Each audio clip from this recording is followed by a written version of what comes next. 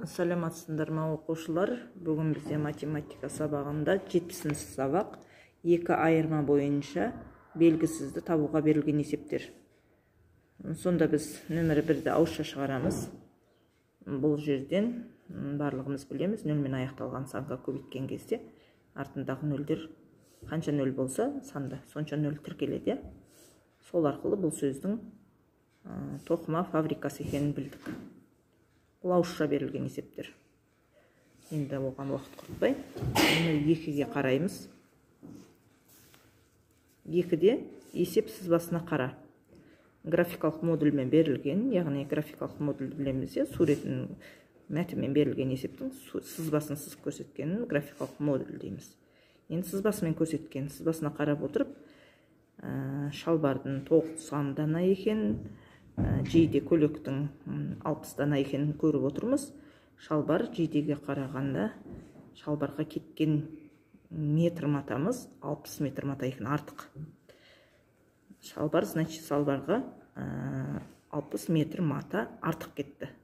Енді бұл жердегі сұрақ жалпы 2 бұйымға, шалбар мен көлікке неше метр мата кетті деп сұрап тұр.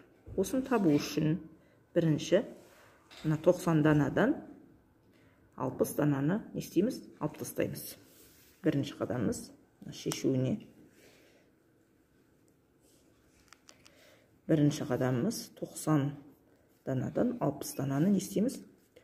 Алып тастаймыз. Сонда 30 дана қалады екеуіне. Енді сол 60 бөлеміз осы 30 данаға. Сондай 2 метр қалады.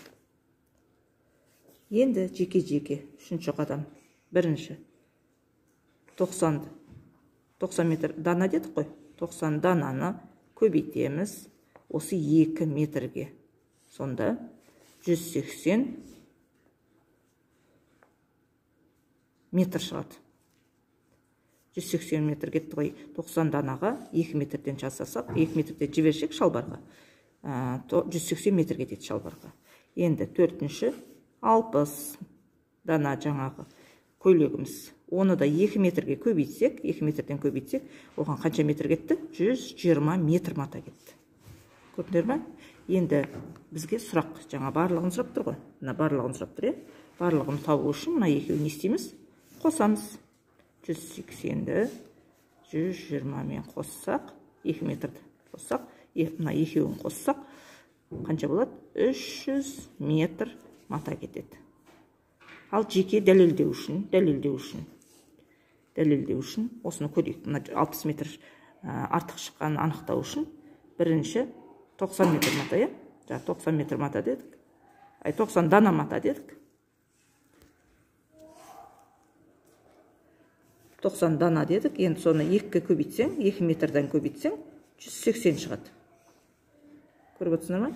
Ал 60 дана дедік, оны да 2 метрден көбейтсең, 120 шығады. Енді осыны алғашқы 180-нен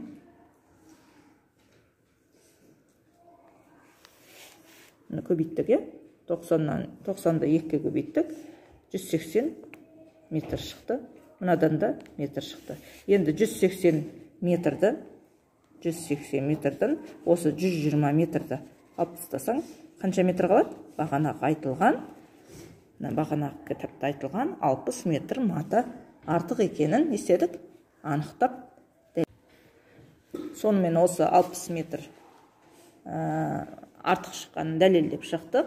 Яғни бұл жерге жауабына жазғанда, қазір не деп жазамыз? Жауабы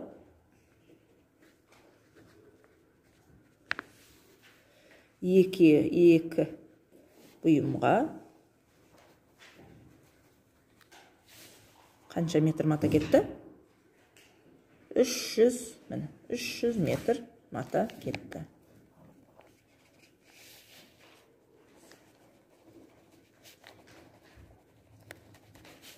Міне есеп осылай шығады. Енді келесі үшінші есеп. Үшінші есепте есепті шығар дейді. Бұл өзіндік жұмысқа берілген. Бұлай айтылған, бір көзеші 1300 теңге. Ал екіншісі дәл сондай бұйым жасай отырып, бұл жерде бұйым, ана жерде теңгені айтып тұр. Бұйым жасай отырып 1950 теңге табыс тапты. Екіншісі 1950 теңге табады. Бірақ бұйымдары белгісіз. Екіншісіне қарағанда бірінші көзеші екі бұйым кем жасаған болса, онда олардың әрқайсысы қанша бұйымнан жасаған дейді.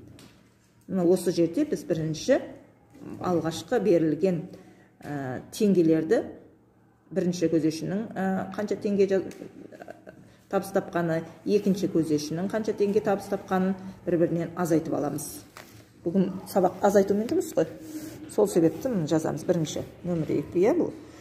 Нөмір 3. Бірінші көзешіміз 1300. Біріншіміз 1300, екіншіміз 1950 теңге тапты. Енді осы екеуінен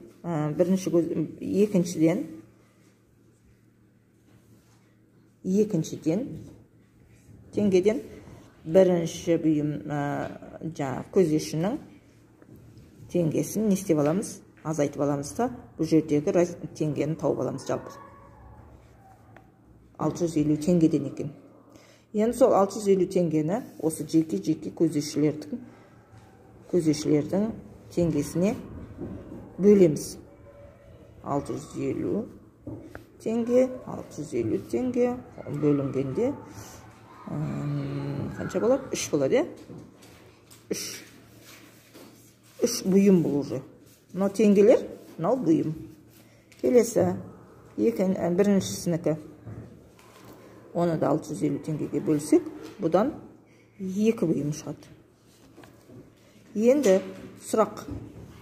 Екіншісіне қарағанда бірінші көзеші 2 бұйым кем жасады дейді. Екіншісі қанша еді? 3 еді ғой. Мынау 2. Екіншісіне қарағанда 3-тен 2-ні не істеп тастаймыз? Алып тастаймыз. 1 қалады. Сонда бір бұйым кем жасайды. Енді жеке табыңдар деп тұр. Әр қайсысы неше бұйымнан жасады. Бірінші көзеші 1 бұйым, екінші көзеші 3 бұйым жасады. Міне осылай табасыңдар. Жауабына жазған кезде де әр қайсысын жеке бұйымнан жазып шығасың. Жауабы бірінші көзеші 1 бұйым, екінші көзеші 3 бұйым жасады деп жазасыңдар. Міне осылай табылады.